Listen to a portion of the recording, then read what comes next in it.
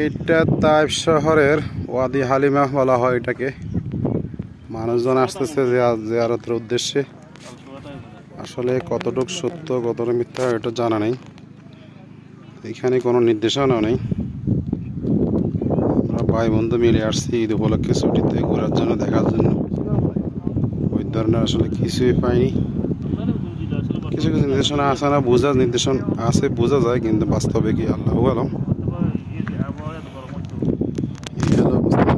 বেশিরভাগ যারা আসছে বেশিরভাগ 95% পাকিস্তানি লোক, টুকলাক বাংলাদেশি ইন্ডিয়ান আছে।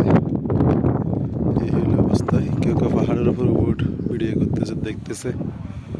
আসলে স্থানীয় সঠিকভাবে কোনো নির্দেশনা কিছু নেই, কিছু বুঝতে পারছে না। চারিদিকে শুধু পাহাড় আর পাহাড়।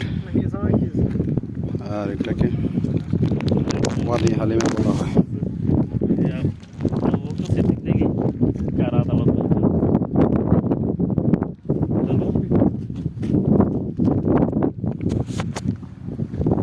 আসলে এটাকে তো ওয়াদি হালিমা বলা হয়। কেন বলা হয় আসলে কোনো নির্দেশনা আমরা পাইনি।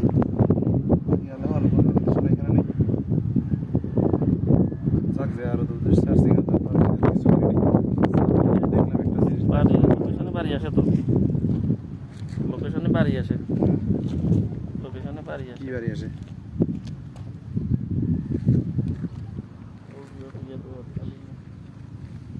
বাড়ি আসে,